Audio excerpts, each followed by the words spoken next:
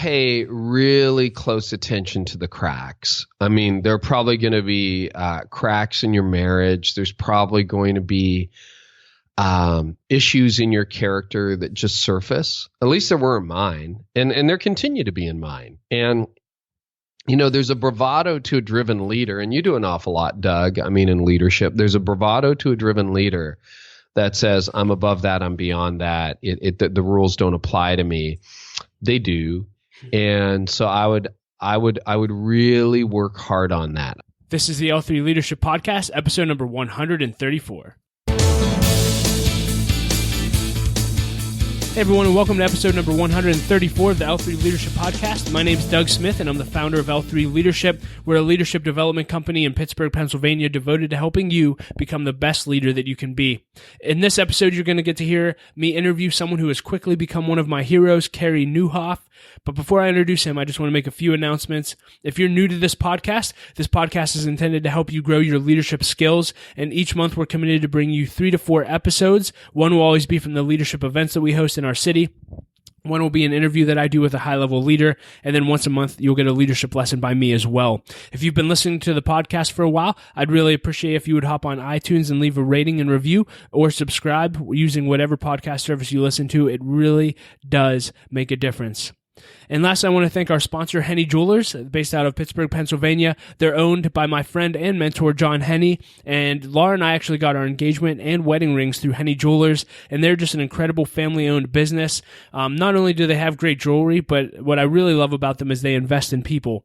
John gave Laura and I a book to help us prepare for our marriage, and he's consistently been investing in me as a leader, as a dad, and as a husband for the past few years, and I just love this company and organization and the people that run it. So if you're in need of a good jeweler, check out hennyjewelers.com.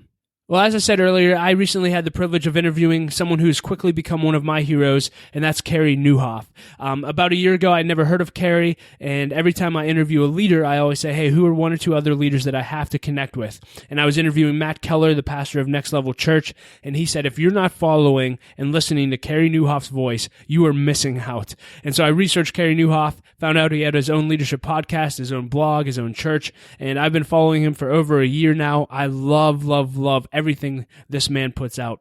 And so it was such an honor to get to spend time with him. Just a few things about Carey before we jump in. He's the founding pastor of Connexus Church in Canada.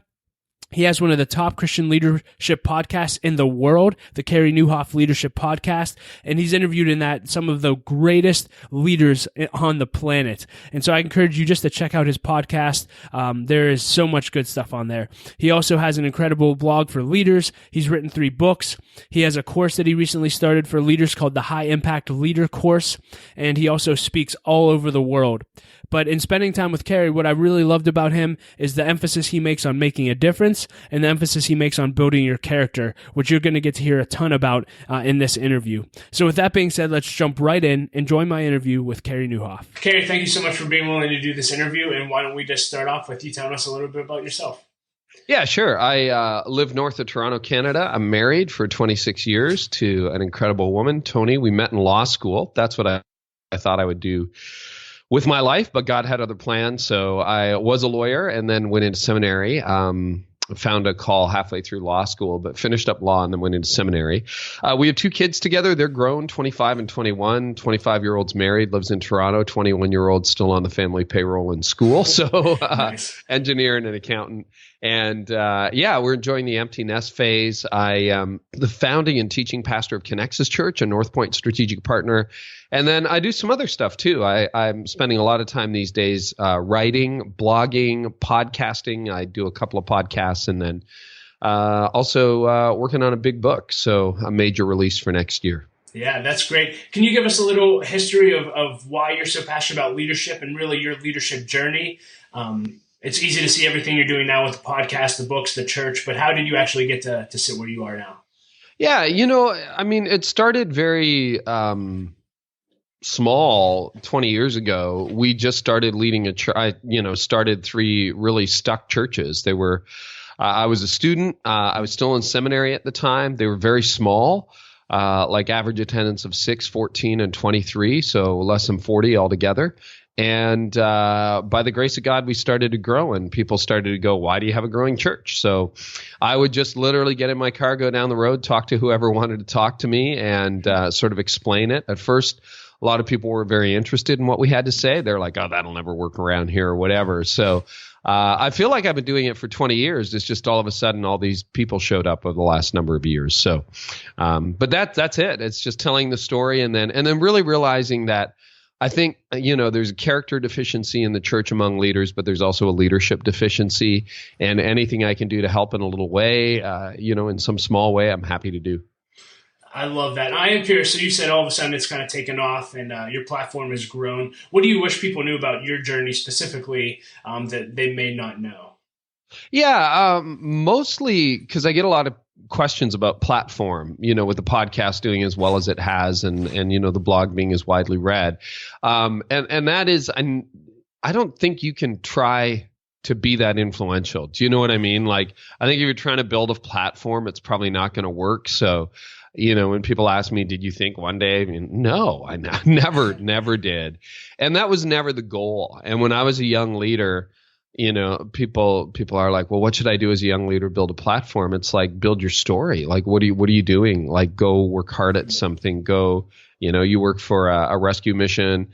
I was trying to build a church. And so I think you really need a story. And then if God ever chooses to bring you an audience, that's great. And if he doesn't, just be faithful to your story. And so that's what I would say is most of the people who end up with, any level of influence, often they didn't intend to get it. I love that answer. You talked about growth when it comes to character. I'm just curious, what are things that you do on a daily basis to grow and develop? And specifically, I'm really interested in character development. What have you done to grow your character? Is that something you can be intentional with? And how can leaders grow their character? Yeah, I think you have to be. I mean, for me, I kind of came into it through the back door. Just when I was in my 30s, we were going through a tough time in our marriage. My wife said to me, you better go get counseling. Like, I was too stubborn and too proud to really go. I thought I sent people to counseling. I didn't get counseling. But I went, and, God was clearly speaking through her and through the different counselor I've seen over the years. And I really realized, I've come to believe that it's not your competency that is a lid on your capacity. It's your character, because we all know leaders who are extremely gifted and, they ended up having an affair or doing something horrible, or honestly, sometimes just being terrible people to be around. And that's what actually took them out of the game or limited their game or changed the game.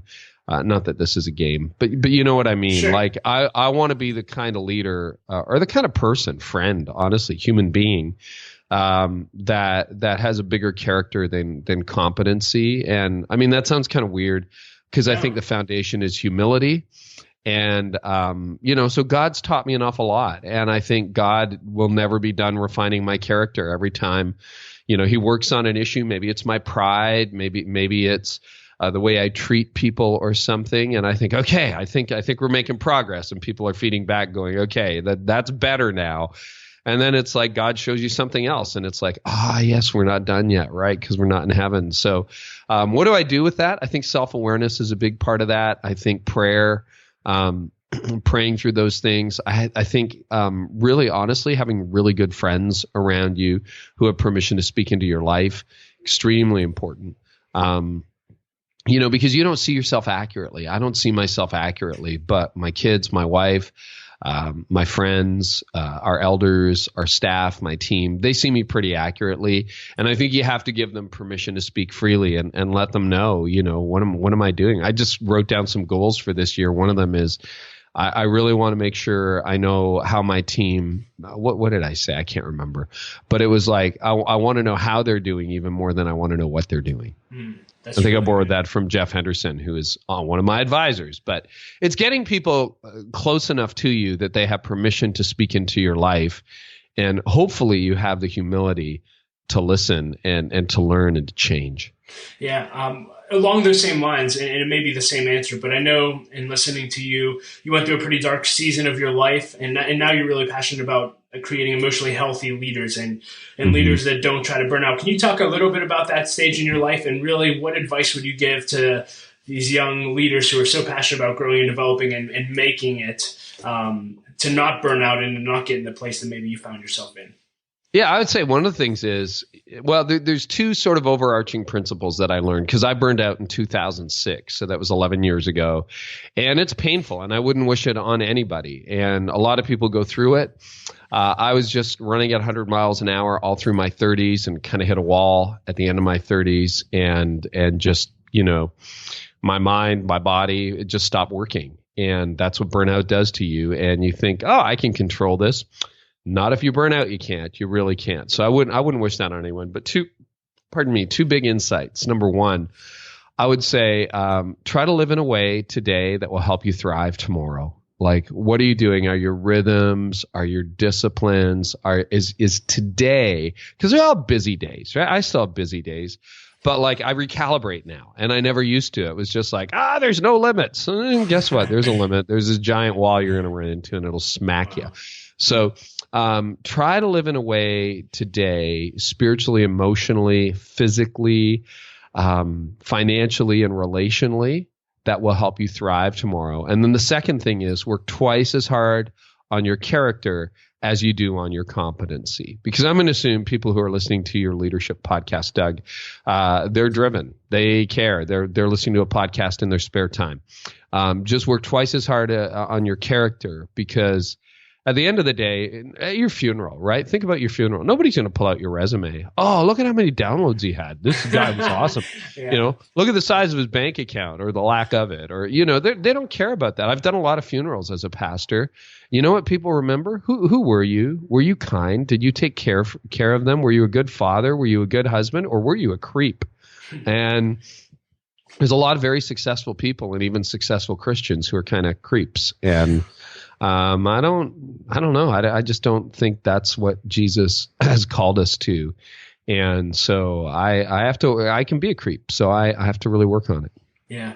You talked about daily habits and disciplines. I'm just curious, what routines do you have in your everyday life? Do you have a morning routine? Do you read every day? Can you just go over what a day looks like? I wish I was a better reader than I am, but I'm trying to read 20 books this year. And for some people, that's like, they'll do that in January. That's fine. Yeah. I'm less of a reader than I should be. I do listen to podcasts, but here's a typical day for me. I get up usually between 4:30 and 5:30, usually around 10 to 5, quarter to 5, I'll get up. I'll start my day just in the Bible. I follow the one year Bible on YouVersion, and it has boxes that tell me whether I did it or not, and I pray. I'm using a prayer app from the Mission of St. Clair lately that's been really helpful. It's sort of Anglican, more high church than my tradition, but sometimes you need to mix things up, so I do that. And then typically I'll tackle a writing project, whether that is a sermon, a series, a blog post, a book, some major content thing. I'm best in the morning, so usually before 10 a.m., at least 3 days a week, Monday, Wednesday, Friday, I don't book any meetings, and I tackle some big projects. Today was a little unusual. I had an 8:30 meeting because we're recording this on a Tuesday. It got canceled. So literally I have way too many inboxes. I just smashed out all my inboxes, cleared a to-do list. But usually by 2:33 in the afternoon, I'm not as sharp anymore. So my best ideas tend to come before noon. So I leverage that. I try to do what I'm best at when I'm at my best. I limit my meetings to about less than 50% of my life, because I find if they go more than that, I'm not great. I don't do well. I do best when I'm spending half or less of my time in meetings. Now, if I spend 70, 80% alone, I get cabin crazy, cabin fever. But so those are some of my daily disciplines. So Monday, Wednesday, Friday, no meetings, certainly in the morning, sometimes all day. Tuesday, Thursday tend to be my meeting days.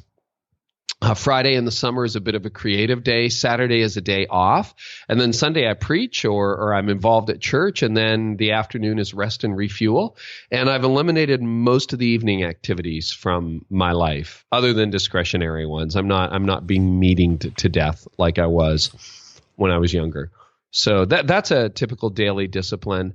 As far as fitness, Not a big fan of it, but I need to do it. So I spent 25 minutes on my bike, which is on a trainer in the winter here, today at lunch. And often I'll do that late in the afternoon. But in the summer, one of my goals this year is to ride 2,000 kilometers on the road.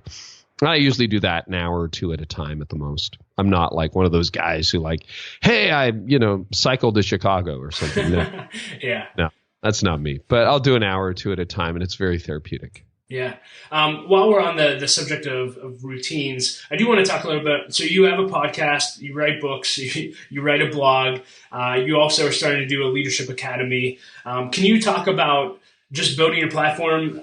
I guess we'll just cover them all. What is podcasting, blogging, and writing books done for you? What have you learned through it? And to all the aspiring people who want to have a podcast or write a book or have a blog that consistently puts out content, what advice would you give them?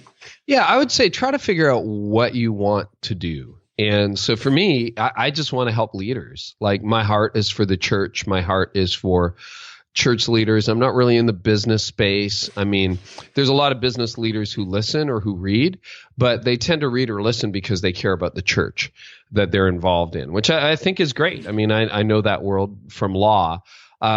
There's no magic to blogging or podcasting or writing books. Like I think the day will come where I'm probably not doing a podcast. I don't know what's going to happen to podcasting. There used to be cassette ministries back in the day. Yeah. It's a means to an end. And my goal is to help leaders. Right now, the podcast this year will probably become bigger than the blog, which is a real surprise. I had a goal of like 1 million downloads a year. It took me almost 2 years to get to 1 million downloads, then 8 months to get 2 million. It'll take 4 months to get to the next million. And so I think we're going to probably see 3 or 4 million downloads this year on the podcast, which is great. But again, the goal is to help leaders. The goal, like you got to remember why you're doing it, right? And so I would say the goal is not to have a podcast. I started a second podcast, the Canadian Church Leaders Podcast, because in my country, we don't have a lot of dialogue nationally. I know a lot of the leaders of major churches. There's not that many. And we don't really talk to each other very much. So I thought, well, I could start a podcast that would help with it. But again, it's a means to an end. If it stops being helpful, I'm going to stop doing it. If it stops being helpful to write a blog, I'm going to stop writing it. So, I feel like God has put a call on my life not to be a blogger, not to be a podcaster, not to be a writer of books. He's put a call on my life to help leaders. And so I'm looking for the right outlets that will help them. Like I came up with this idea of an online course less than a year ago. And I launched this thing called the High Impact Leader. Well, I think I'm going to do another online course. But again, my mission isn't to do online courses. It's to help leaders. And that was way more effective, successful than we thought it would be.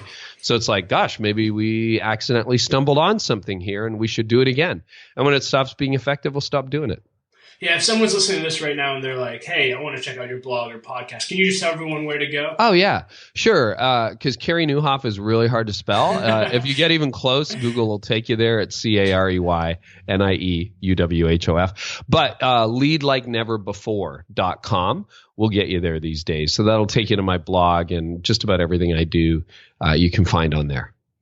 That's great. I want to talk two things around your podcast. So you've interviewed some of the greatest leaders on earth. One, I'm just interested in how you network, whether you just reached out and they accepted those, or that's a network you built over time. And really, just as young leaders, what would you encourage them to do to reach out to some of their heroes? Yeah, I think you start with who you know. I was fortunate enough to know Andy Stanley. I lead a North Point strategic partner. I'm the founding teaching pastor at Connexus Church, which is one of the first partnerships. And so I knew Andy, and I called in a huge favor and just said, hey, would you be my first guest? And he was so kind that he said yes. So that gave us a good start. And I knew Perry Noble, but like my A-list was pretty small.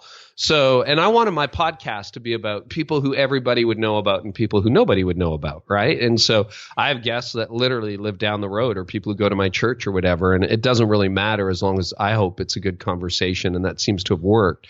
But I would say start with who you know. Like everybody wants to land Andy Stanley or Craig Rochelle or whatever, right? And start with who you know and just build it from there. Be consistent. Be really, really consistent, because a lot of people start and then they're, 3 or 4 episodes in, and then they don't do one and they don't do it again. And then it's really hard for some of those people you want to be on your podcast to commit to that. because I'm not going to take an hour and be on a podcast that's going to die next month. That no leader wants to do that. And then eventually, now these days we get asked almost every day by publishers, by authors, by publicists, hey, we got this author, da da da da da. But that only started happening once we hit, the millions or whatever in downloads. And so, the harder part now is not getting people on the podcast. It's deciding who to have on the podcast and to make sure it stays authentic to what I want it to be. Yeah, and this is just the nerdy side of me. What do you do to prepare, and what have you learned about great interviews, asking great questions? Oh, yeah. What's your process for that? I'm glad you asked about that, Doug. I think be prepared to be the dumb guy. I think that really works well. There's two schools of interviewing. One is the hyper research school, where you read every book the guy's ever written and, study everything he's done. It takes a very self-disciplined leader not to hog all the airtime when you've done that much research. And I think, my job is to be the questioner, and I try to put myself in the listener's place. Like, just assume the listener hasn't read all the books. The listener hasn't heard all the messages. The listener may not even heard of a famous person that you think is famous. And don't be afraid to look dumb. Ask questions. Another thing I do is I try not to ask just content questions. Like if somebody's releasing a book and they're doing a book tour, but I want to have them on, try not to say, so tell me about chapter 1, tell me about chapter 2, because content is portable now and everybody's heard that. Anybody who cares about that has already heard that. I try to go behind the scenes. I like to pretend like it's lunch. So let's just talk. And often the best interviews are the ones that go off script. So I will produce 10 to 15 questions that I send guests 24 hours in advance. And literally, I'll spend maybe 10 minutes on the questions, Now, occasionally I'll have a guest. Like I interviewed Brian Houston. He was in Toronto. And again, his team asked, would you interview him?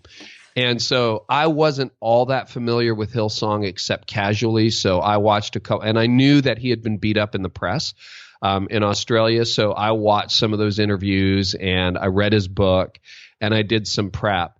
And I just kind of went in and I thought, okay, I've got like an hour with Brian. What am I going to ask him? He liked it so much, he kicked off his leadership podcast with the interview, and then they ran it on Hillsong TV in Australia. So it was great that way. So I'm not saying I never do that, but like, don't be afraid to be dumb. Don't be afraid to ask the question that they go, huh? And then another thing is never, ever try to trick your guest. Like I did an interview with a very well-known leader. If you're in church world, I could name that leader. And I asked some very, very open-ended questions. It was actually at a live forum. And asked this well-known international leader some questions, and he got very personal. Like I'm sitting there on a stage in front of people going, I can't believe he's saying this stuff. And afterwards, we're walking off together, and I said, hey, do you mind if I use this on my podcast? And he's like, no. The next morning he texts me, hey, I was thinking, I think I said some things that maybe I don't want to get out of the room. And it wasn't bad. It was really personal. Yeah. And I said, you know what? No problem at all. Like we'll just pull that thing. No worries at all. I want guests to feel comfortable. I'm not out to make you look bad. I'm not out for that gotcha moment. I'm not out for that headline moment.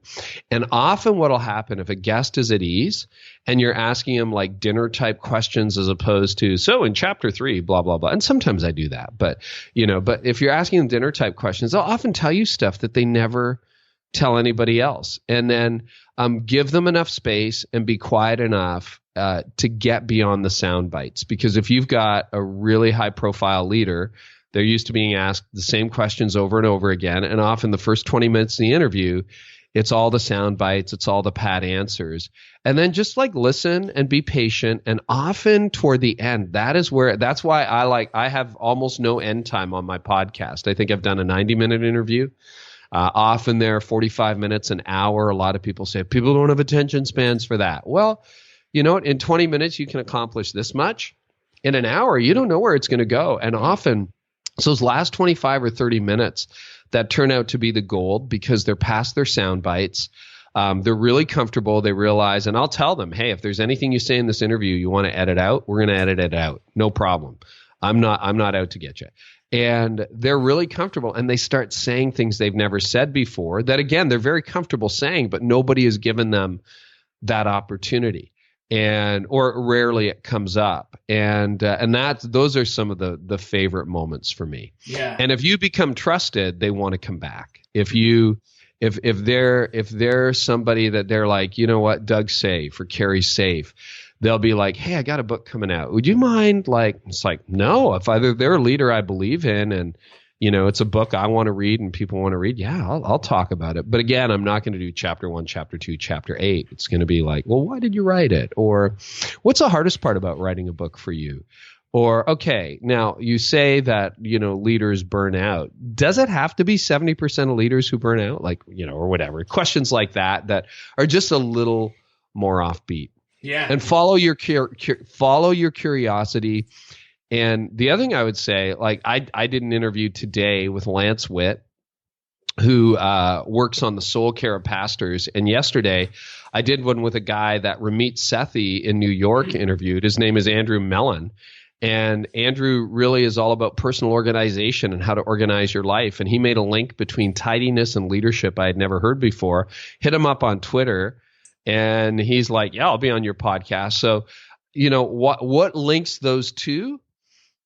My interest, my curiosity. That's it. Like one guy's listening, it's like soul care and burnout. The next thing, it's like how to organize your closet and be a better leader. And, you know, this is Andrew's book here. And it's like, well, what is the filter for what makes it onto your podcast? My personal interest. And I don't apologize for that. I call it the Carey Neiuwhof Leadership Podcast. So if people don't like it, they can unsubscribe. I love that. Do you have a favorite interview or top two? Gosh, that's impossible. That's like picking between your kids. It's like, do you have a favorite child? No, I don't. I have 2 sons and I love them both. It's just, I feel like it's an embarrassment of riches. Like I love it. Probably my greatest fear, we're 125 episodes in now or something, is that there's some gold that's just going to get buried there. So I'm now starting to think about how to repurpose content or just make sure that something that was amazing that happened in 2014 or 2015 doesn't get lost in the archives forever. So I don't know if that'll be a best of or whatever. So no, I just feel really privileged to be able to do it. That's great. And last question on platform. You've written 2 books. Can you just tell us about why you wrote them and how people can get them? Yeah, sure. I've written 3, one on parenting with Reggie Joyner, and they're all available on Amazon. And if you go to my blog, the easy route is Lead Like Never Before. Wrote one on parenting, wrote one on change, wrote another one on change in the church. And then my next book is going to be on personal change. Why am I writing them? Leading change without losing. Reggie asked me to write the parenting book, and it was great. It was incredible to do that together. And then change, it's such a big issue in the church, and we had a lot of experience in changing everything. So it's a story of how to lead change through opposition. And so for me, it was just a question. It was like an FAQ thing. And I thought, well, I can write that book. So I wrote it. And then Lasting Impact is all about the conversations I think growing churches that want to grow or growing churches should be having that they don't always have. And so I wanted to create a conversation guide for the church. My next book will be on personal challenges and changes that leaders, particularly young leaders, don't see coming. And like, can you avoid burnout? Can you avoid cynicism? Can you avoid becoming irrelevant? And how is it that sometimes at 35, 40, 50, promising leaders end up in places they never expected they would be?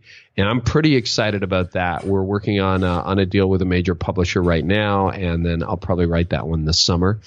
And I've got 8 book ideas, 10 book ideas. So I hired an agent last year and pitched them all to her, and she's like, oh, this is the one I like the best, so I guess that's what I'm going to write next. That's great. I love that. So let's talk about young leaders for a minute. I think that's really interesting. What advice would you have for young leaders so they don't drift and end up 20 years? I think when we're in our 20s, especially in ministry, we look at the Craig Rochelle's of the world and say, wow, I'm going to be there in 20 years. It'll be so awesome. And then all of a sudden, that's not reality. What advice do you have for the 20-somethings listening out there?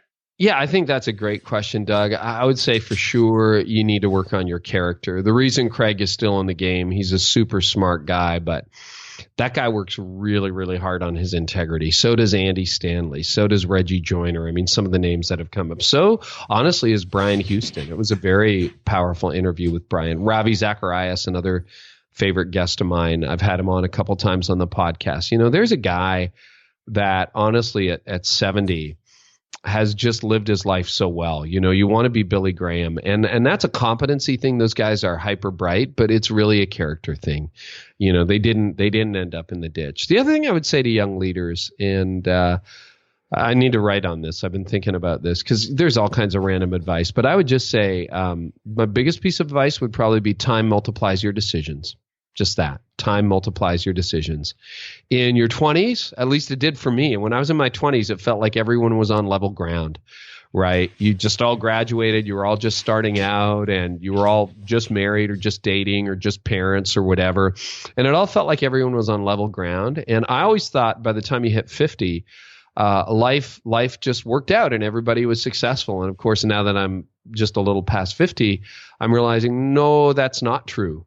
And what happens in your 30s is the people who made good decisions in their 20s, they tend to do a little bit better. And then, you know, struggles come along in your 30s otherwise. And then in your 40s, the gap gets even bigger. And then in your 50s, it's a chasm.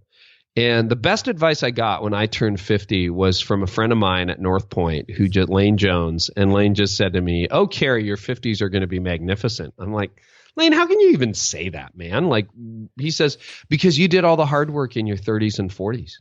He said, "You went to a counselor, you fixed your marriage, you got healthy."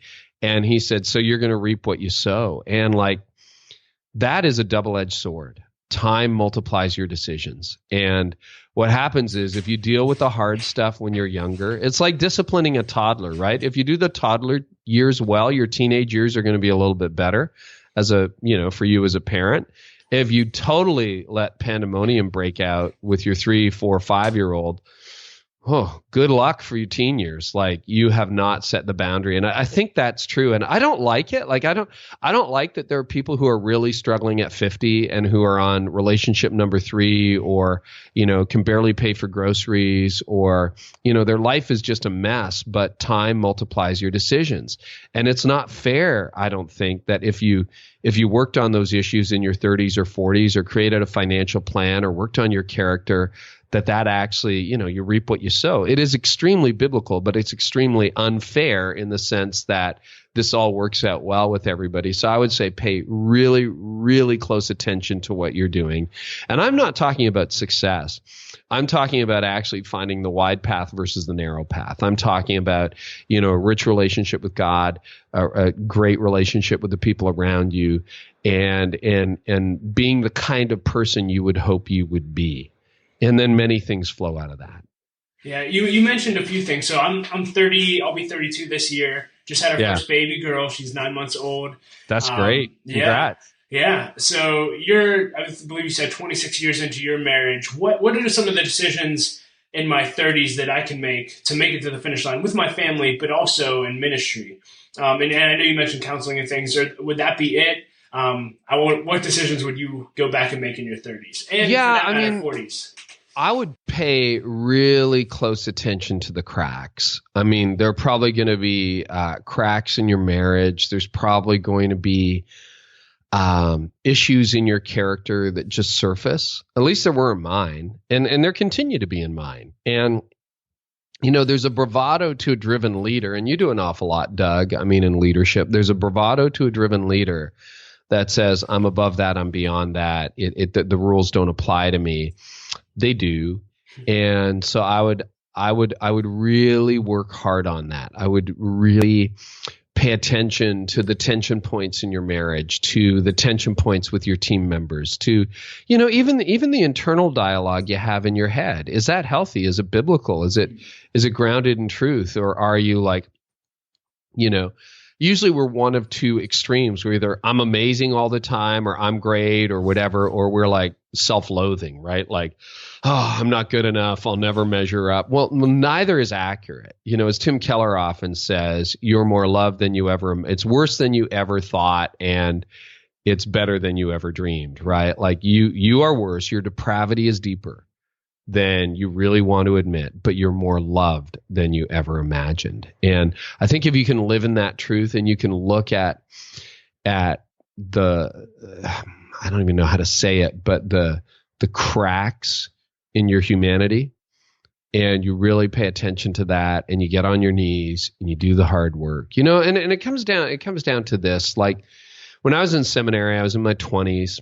And one of my profs, one of my favorite prof that year, we were just standing outside of class on a break, and we were talking about the weather, the Blue Jays, whatever.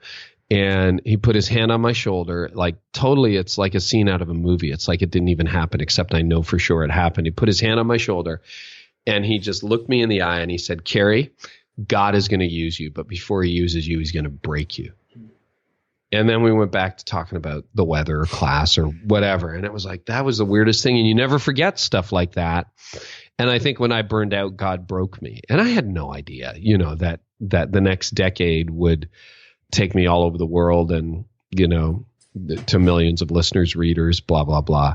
But he broke me, and he needed to. And I would pay attention. If he wants to do it, let him do it, because you don't know the plans he has for you. I love that. I want to end our time with just a few more personal questions. Yeah, sure. Some are fun and some are real serious. But if you can go back to your 20-year-old self and give him advice, what would you tell him? Time multiplies your decisions. Nice. Pay attention to your character, and have a little more fun. You're not very good at fun. And my 51-year-old self would say to my 20-year-old self, if you could take that a little more seriously, you'd probably have more fun when you're 51. So I'm working on fun, man. I am, and it's still a challenge. Yeah, what have you found in that? I mean, I listened to Perry Noble as well say the same thing his therapist said. When's the last time you had fun? He's like, well, I wrote a book. It was fun, And yeah. Like, that doesn't count. Yeah, I really enjoyed this series. Yeah. You know what? My wife and I actually just bought a boat, and I need to be distracted to really be off. Now, distraction can be as simple as a movie.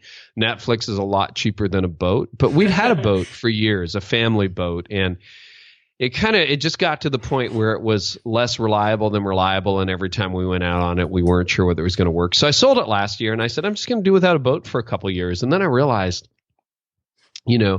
wow, that was really good. And it was good for family. It was good for us. It was good for having friends over, and I'll get to bring leaders on it, et cetera, et cetera. It's not a huge boat. It's just a runabout. It's a bow rider. But like that is really good for me, and I am like perhaps sinfully excited about owning a boat again. But I know it's going to make for more regular days off, evenings on the lake, and so on. So for me, it's diversion. It's riding a bike. I do enjoy riding a bike, and I love barbecue, man. I got a Big Green Egg a couple years ago, and that has not worn off. It is amazing, the gift that keeps on giving. So we love to entertain. We love having people at our house. And I love it when guys are like, I think that's the best steak I've ever had in my life. That's fun for me. Yeah. And then life-giving relationships, ministry, you can have a lot of draining relationships where you're really helping somebody, but you're done and you're like, I need a nap. And you need to have friends around you. And we're blessed to have friends around us who make us laugh till we cry. And, 5 hours goes by at dinner or an evening together, and you're like, I can't believe it's midnight. Yeah. That's the good stuff. And so those are some fun things I do. But I have pretty narrow interests. And one of the challenges is I love what I do. Like I love being able to write. I love being able to work. I love it. I do it all day long, every day, which kind of got me into trouble. So I got to put limits in place.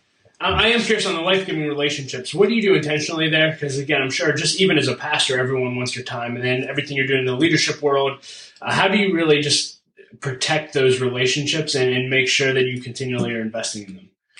Well, you got to make sure that, like we have some friendships now that are going on 17, 18, 20 years, actually over 20 years now with some friendships. And there are some that just hang on over the years. Sometimes you're friends for seasons. Sometimes you end up being friends for life.